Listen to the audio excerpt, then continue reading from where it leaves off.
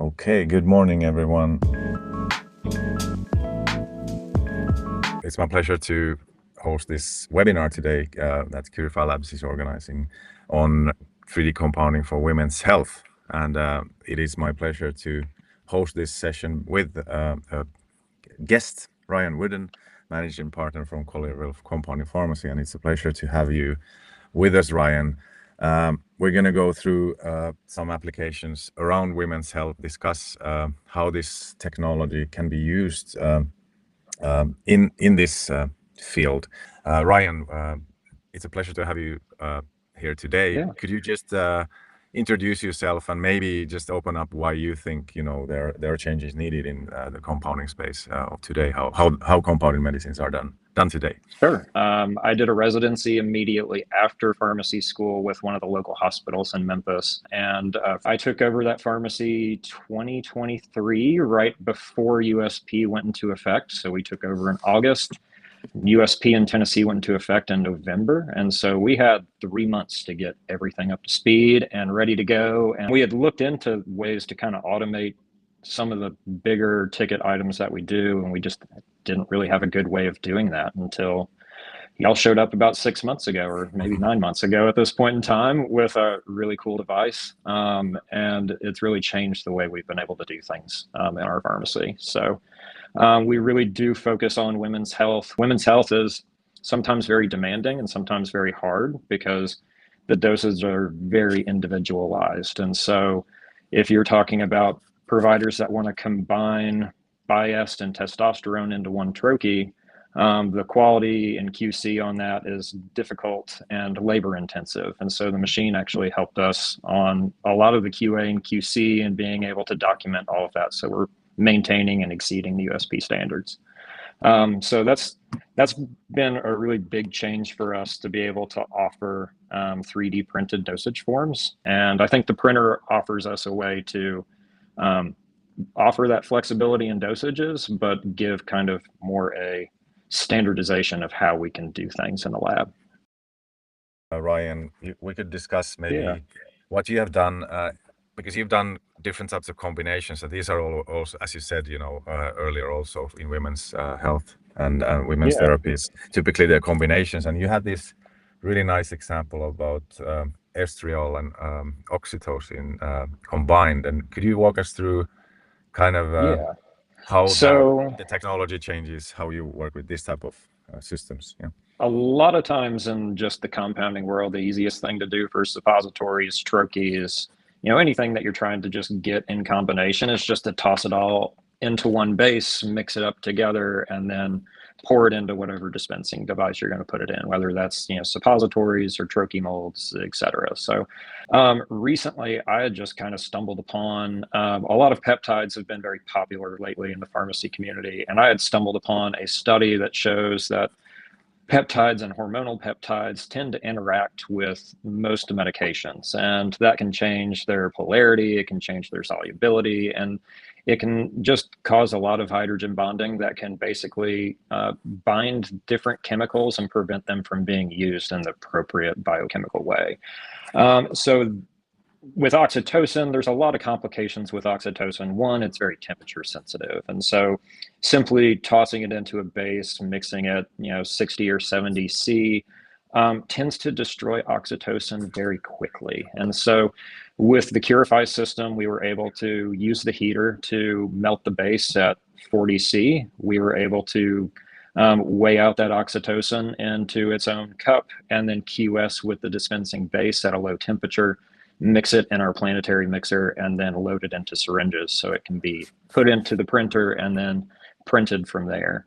The other complicating thing with oxytocin is that you really have to dose adjust for every lot number of oxytocin that you get. So we make a 1 unit per 1 milligram triturate with oxytocin, and that just made our math so easy on using the Curify system, because we just simply treated the units as a percentage at that point and just made the oxytocin at the appropriate percentage. So it took a lot of stress out of, a lot of calculation stuff. The blueprint technology is really easy to work with on building your own doses. And we were actually able to more or less do the math and get this printed within about 45 to 50 minutes. And suppositories, that's just kind of unusual to be able to complete a task in 50 minutes for oxytocin.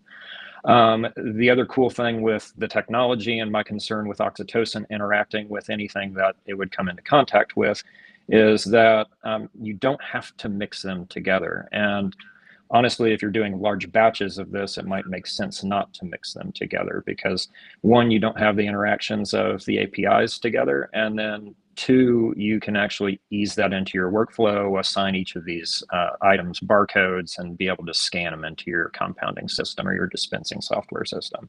So that made it really easy for us to create an oxytocin suspension at a set percentage, be able to print that in basically units per milligram, and get the right dosage there. That was all verified through the Curify system as it poured them, it weighed them, and so we were able to verify we were within the appropriate percentage there. Then once we let those dry, in order to decrease the amount of mixing that oxytocin and estriol had with each other, we just simply let the oxytocin layer dry. We did on the front end do some adjustments. So there was some test printing that was done with the estriol just to make sure we didn't ruin a perfectly good batch of oxytocin that we did on the front end. So we printed those separately, verified, all the settings were correct, and then just went through the process of the Curify system, put it in the heater, let it warm up, did the syringe preparation within the Curify printer itself, and printed those suppositories as well. And so within about 50 minutes, a patient had a very unique dosage form that we've not actually done at our pharmacy before. So that was a pretty quick, easy thing to do with the printer. And it, I think, really probably saves some incompatibility issues with oxytocin and really just any other API that it comes into contact with. The neat thing there is once we validated all of that is we looked at it from how do we improve our workflow. And so improving our workflow instead of just mixing everything, because if you mix each one of these things and put it into a syringe, you're using syringes very quickly. You're going to have a little bit of waste with your base and with your API because that printer does prime itself to make sure that it's operating correctly before it starts to weigh out dosage forms. So to decrease the amount of waste we were seeing, it becomes very easy to just separate all of those things out. And so we're going to be able to print probably 0.1 milligrams of a biased 50-50 all the way up to about an 8 milligrams of biased 50-50 with several strengths. And we plan on starting on that here in the next week or so, being able to layer those on top of each other, being able to barcode scan each one of those items. It just helps us from a documentation standpoint, a patient safety standpoint, and really just a workflow standpoint. We're going to be able to print testosterone for multiple sets of patients, be able to label those appropriately, and then let those dry, and then print the biased on top of it to be able to ease our workflow just a little bit. And really, we've started with one patient this week, and it worked fantastic. And so our goal is to have a little bit of patience and just be able to work with those settings. And really, we're going to be able to make on demand those things pretty quickly. My patient population is kind of in an area where they're very quick to travel, and they make those decisions quickly sometimes, and they want the refills same day. And for troches, if it's a 4-hour process, they're not going to get them the same day.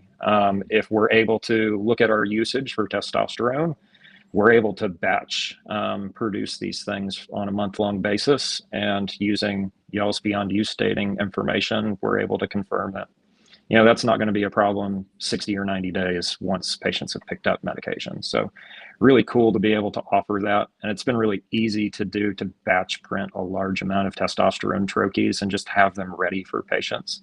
And then just to have all the QA and QC documented on each and every individual dosage form just eases my mind on the regulatory side. It always bothered me that you're just weighing out 10% of them and just crossing your fingers on the rest. So it's really cool that each and every one of them is weighed out. Okay, yeah, nice examples. And obviously you have a lot of other examples. Do you want to talk about progesterone or amphotericin or?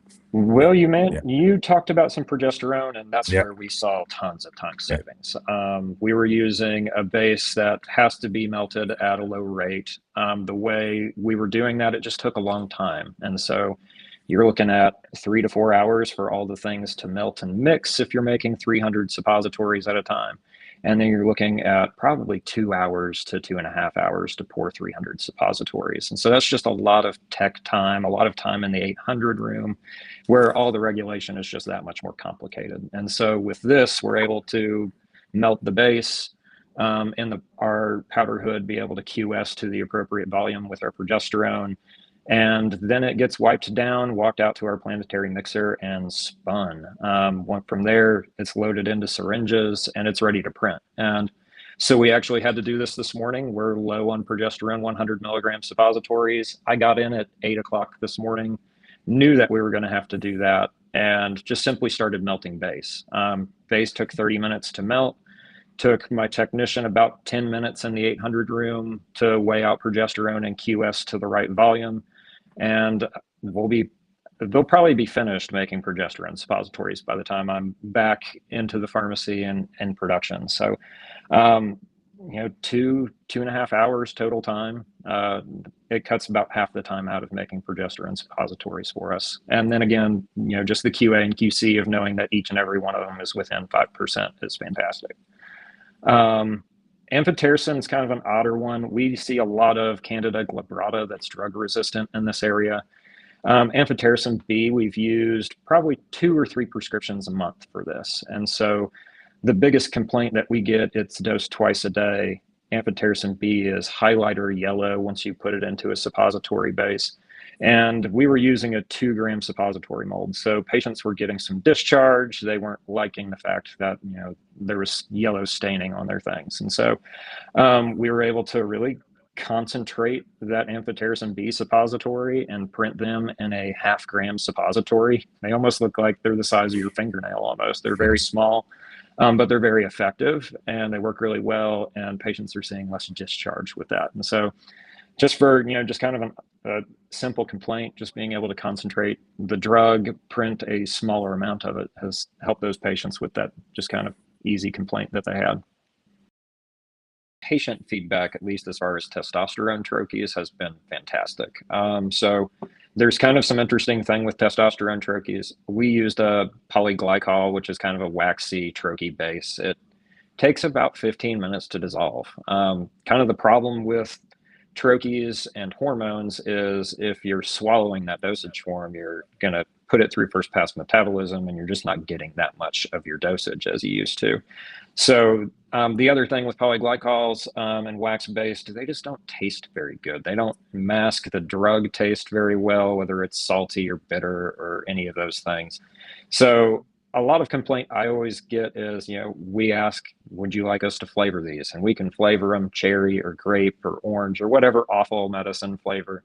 But I am not a great person as far as, getting your taste just right on these troches. And so we had a lot of complaint like, I didn't really like cherry. Can we try mint? I didn't really like mint. Can we try orange? And kind of the cool thing with the Curify technology and the troche base is they melt within about 3 minutes. And that's really great because it's already setting up that matrix and delivering drug within about 3 to 5 minutes time.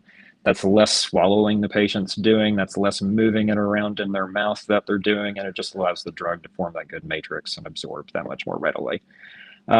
So that was a really good thing that we saw, is just dissolution time was much better for testosterone troches. The other thing is most of my patients stopped complaining about taste. Y'all's troche base has kind of a slight vanilla flavor to it. It does really well with testosterone from what my patients have told me. So even if they don't like the flavor, their feedback has been, I don't like the flavor of it, but at least it doesn't last 20 minutes like the other one did. So, Okay. yeah, and that's been a handful of folks, and flavor's a really difficult thing to nail down for Yeah. everybody. Yeah, that's true. And So that's been a really cool thing to see, is the yeah. fast dissolution time has actually increased absorption for some patients, and they like it better.